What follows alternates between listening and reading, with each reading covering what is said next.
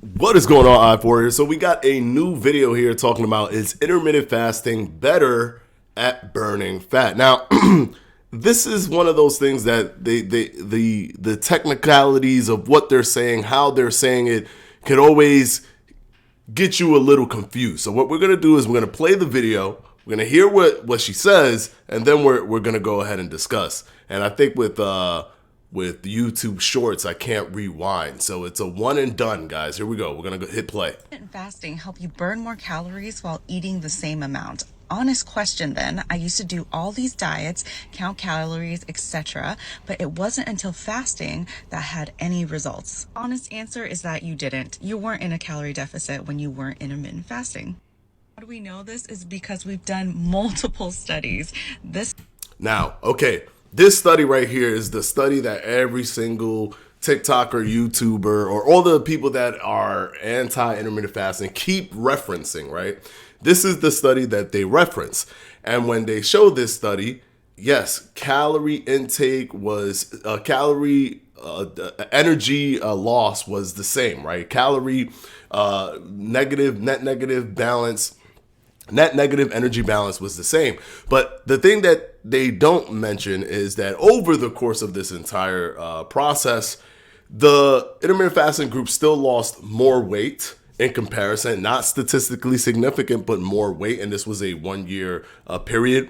They lost more fat. They lost about 3 pounds more. And I've shown you guys what 5 pounds of body fat looks like. It's a lot.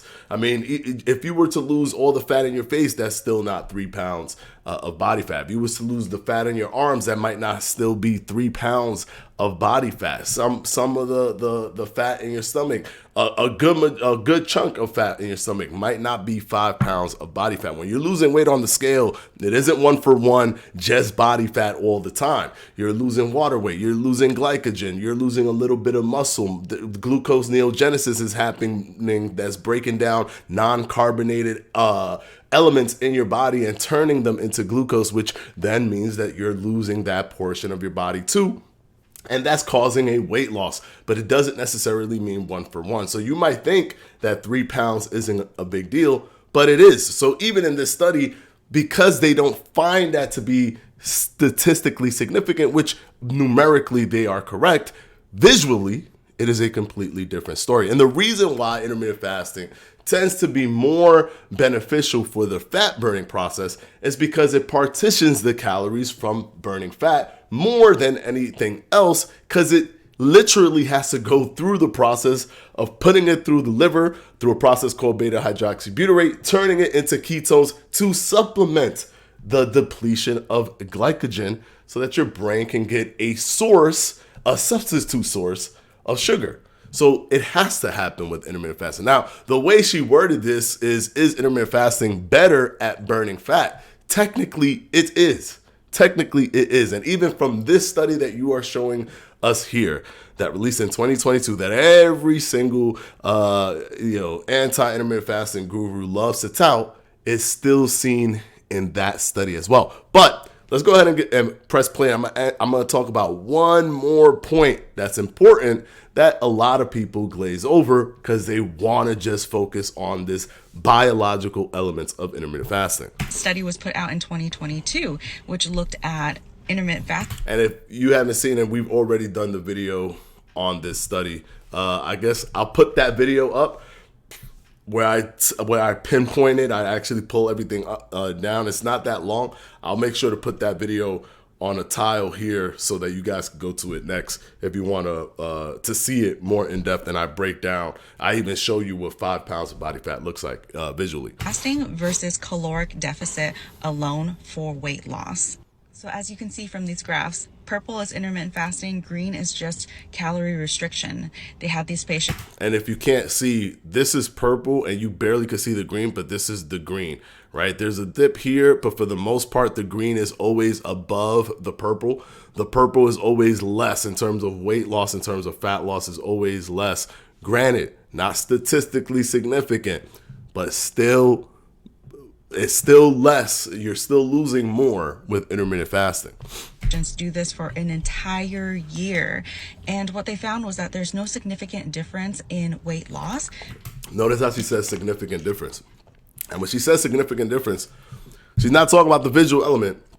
She's talking about the p-value being not less than 0.05, making it statistically insignificant, but not visually insignificant. That's something that people, if you don't know what you're reading when you're reading the studies, you don't really understand exactly. You just see, oh, it's not significant. So therefore, I think this isn't a significant thing.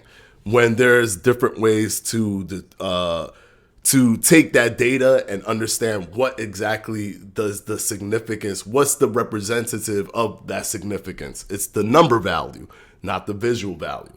When comparing the two, likely in a caloric deficit now because it's very hard for you to get all your caloric needs within a 4-hour window. So let me know if you have any other questions in the comments. Even the way she worded that is likely harder for you to get all your caloric needs. She didn't even want to word it in a way where she could say, oh, before you were probably overeating because you had the ability to graze. You didn't have any stops that kept you from grazing or eating throughout the day. And now you're eating below your caloric deficit. You're eating within a caloric deficit that's allowing you to lose weight. No, she's like, you're not eating enough for your caloric needs.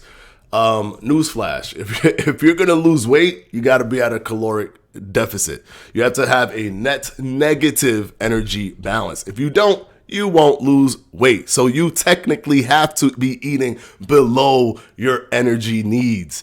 But when you word things a certain way, it makes it seem like, hey, you're not doing what you're supposed to. This thing is making you do something that's not good for your body, for your biology, which is not the case. Now, she's fallen into the trap that every other person falls into. That study gets put on a lot of different news outlets with major titles saying intermittent fasting doesn't work, or intermittent fasting actually isn't better, or intermittent fasting is not a good tool to use.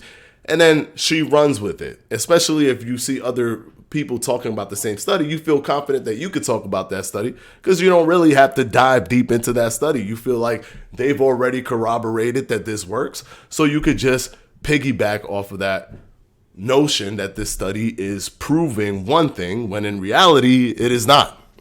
It is a 12-month study that basically used a questionnaire system where they had to remember what they were eating. And on top of all of that, still, the intermittent fasting group lost more weight and more body fat. Even if it wasn't statistically significant, it definitely is visually significant when it's 3 pounds of body fat. Anyways, that is the video for today. I'm going to go ahead and put the tile of the next video right here, so you can go ahead and click it. That video right there, I actually go a little bit deeper. I pull up the study. I point out all of the different elements and points of the study and look at the physical or the actual body fat loss numbers, the actual weight loss numbers. So you can see that intermittent fasting still came out on top, even if it didn't have a p-value of less than 0.05. All right, guys. Hopefully you guys enjoyed it. Hit that like button, hit that subscribe button. Go down in the comment section. Let me know what you think about this video, and I'll see you guys in the next one. Thank you so much, guys. Peace out.